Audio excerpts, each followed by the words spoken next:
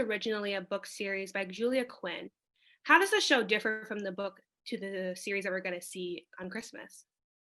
You know, I fell in love with these books from the moment I first read them. They had every element I always loved. They were funny and they were emotional. They were sexy. They were charming. There was this delightful family at the center of things. And it was about escapism. And escapism was really what I was looking for at the time. And I think it's a lot of what audiences are looking for today.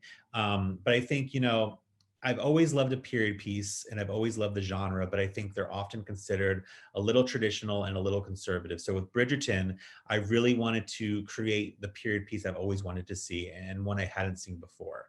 And so for me, that was about infusing this beautiful, decadent 19th century world with a really modern sensibility. And I think you know, any adaptation will have differences from the source material, but I think fans of the books are really going to be able to see all the elements they love on screen as well. And one thing that's great about the television series that audiences will see is that the book actually doesn't explore or even represent race, and the show in many ways reflects the world that we are currently living in. What was the significance of bringing that diversity to the casting process? You know, we knew with Bridgerton, we wanted to make the show reflect the world that we live in today. Even though we're set in the 19th century, we wanted modern audiences to relate to it. And you know, having worked in Shondaland for so long, ever since Grey's Anatomy, that's what we do there. We cast the best actors for roles in ways that represent the world today. And we knew we'd have a similar opportunity to do that with Bridgerton. Color and race is a part of the show. It's a part of the show's conversation, just like class and gender and sexuality is. And I think that, you know, a lot of that came from working with historians and also collaborating with the cast hand in hand. And what was it like seeing the show evolve from reading the book series to writing the script to filming to now it being released? It's been an incredible, wild ride. I think, you know, when the show premieres December 25th, it'll be close to 3 years since I started working on the project. And, you know, you find this amazing cast and you hire this incredible crew, and you never really know how it's going to turn out. But watching this show come together, it really has exceeded any expectations I had, and I couldn't be more proud of it. And what was it like spending 3 years dedicated to this project? It was amazing. It was, you know, it was fun. We got to shoot in London and all over the English countryside. We were in some of the most amazing country homes and castles and in places where actual royalty and dukes have actually walked. It was incredible. It was a life-changing experience for sure. And my final question for you is there was an on-set historian. What was it like working with her with the storytelling process? Yeah, we had an etiquette advisor on set with us every day, and really she oversaw all of those tiny details that you see on screen. So she was able to teach the cast how to curtsy to the queen, for example, how to enter a room, how to sit at the dining table, how to, you know, ask for more drink when you want it. You know, all capturing all of those details was really important for me to bring real, you know, believability and texture to this world. Well, thank you so much and congratulations on the show. Thank you so much. Have a good one, Nice to Chris. meet you. You too. Great Bye. meeting I'm totally ready. you. My first question for you is you have a background in theater. How did that prepare you for your acting on screen? Oh yeah, great question. I think the thing about theatre is that you get 7 or 6 weeks rehearsal if you're lucky, so you can really get underneath a character. And I think you really have to really explore a character in their complete fullness in order to be able to do 8 shows a week. And yeah, so I think maybe there's like a nerdiness with theatre that helps when preparing for like a role like Anthony Bridgerton.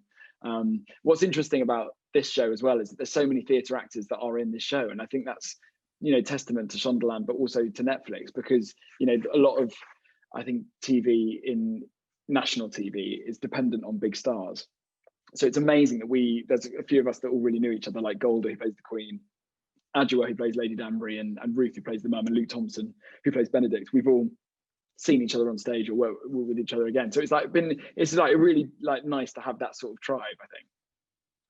And with Shondaland being pretty iconic here in the States, I mean, Shonda owns a night of television. What Yeah. was it like joining kind of the Shondaland family? Well, you know what? It was kind of really sort of elegant and graceful. it was so sort of kind of chic. I did an audition and then went over to America, and I was invited in to go and to meet them all, and we just had a really lovely chat, cup of tea, talked about family, talked about the role of men in society then and now, and you know, our own relationships with our family and ourselves, and at the end of the meeting they were like, what do you think about playing Anthony? I was like, yeah, you know, and they sent me 3 scripts, and I was on my way to Coachella Music Festival, and I read them on the way, and it was somewhere between I think it was Ariana Grande and Apollo and Pan. It was between those 2 sets that I was like, yeah, I'm gonna do it. And then after that, it was great, and I was part of the Shondaland family, and what better family to be in? You know, anyone who champions diversity and inclusivity and holds a mirror up to society in the way they do, you know, I'm always going to be, you know, incredibly proud of that association. Absolutely. And the show explores arranged marriages, forbidden love, and kind of the gossip of the British high society. What was your favorite moment from working on set? Favorite moment would be when all the Bridgerton family come together, I think, because we all got on so well, dangerously well, but there was a lot of hysteria on set, and you know, actually Claudia and I both cry when we laugh, which was a real issue. But yeah, they were just like amazing days, and those big family scenes would take, you know, like 8 hours to film, but there was never a dull moment. So yeah, when we all finally got together for those big scenes, it was riotous. And what was your process for developing the character of Anthony?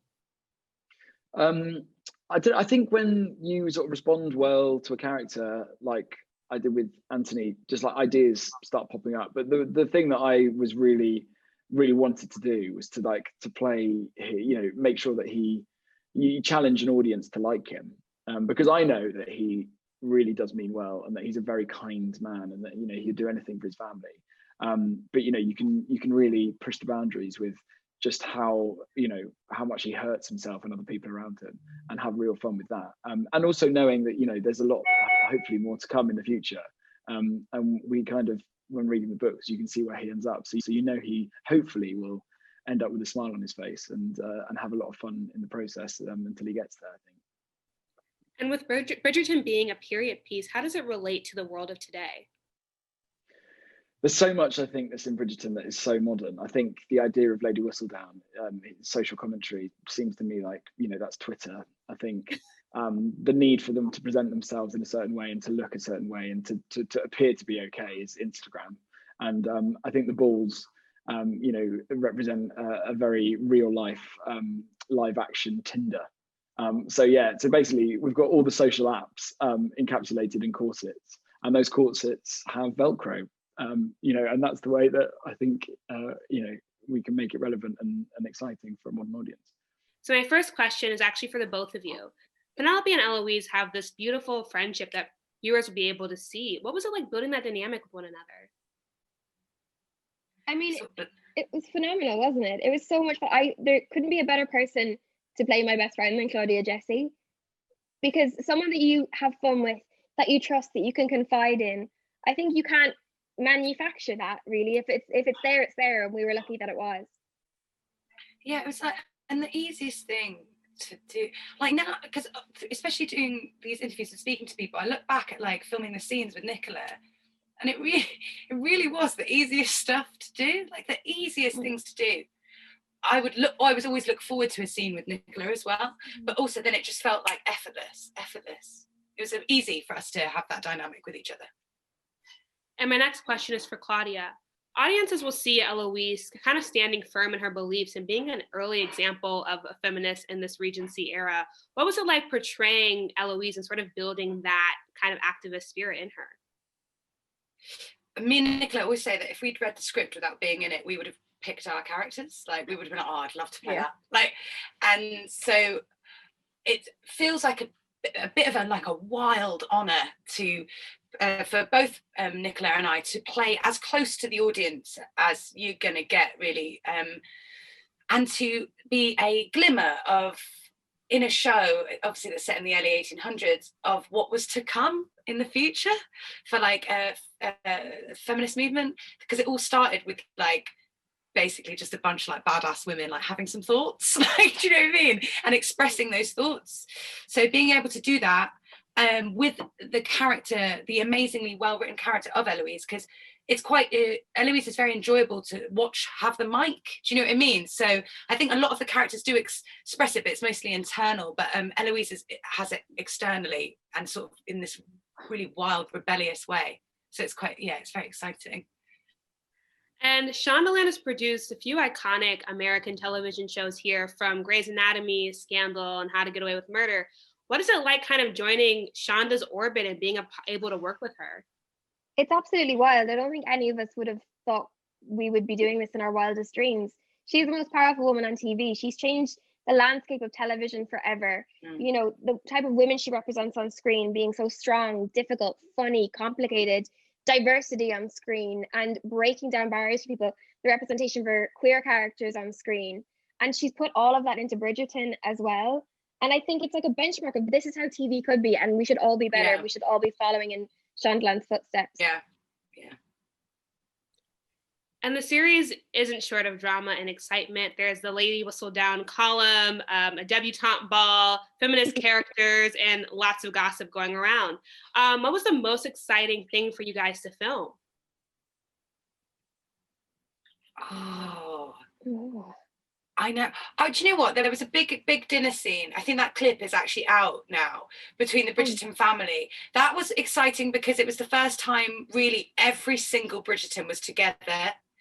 And it's the first real display of the family, of this like really infamous family that run through these books. So I sort of felt surreal as well, with us all around the table. And it was one day, one whole filming day was that one scene. We spent so much time on it because it was so important to get that Bridgerton like family unity across. So there was a point where I was like, oh my God, I'm in the Bridgerton. So yeah, that was quite exciting. For me, it was maybe filming the dance with Luke Newton, because we spent so much time rehearsing that, and it was such a beautiful evening that we got to do. Well, it was actually the middle of the night. It wasn't evening because it was a night shoot, but it was outdoors. It just looked so spectacular, and it was just really joyful. And it's one of the times in the season we really get to see Penelope having a lot of fun and being with the boy that she's madly in love with as well. Yeah. And my final question is for both of you. What were either of you guys able to learn about the Regency era through working on this project? Gosh, do you know what I didn't realize? How much we've just spoken about it actually, how much the marriage market itself was such a huge part of like the economic system. Like that was how money was transferred and how wealth was gained.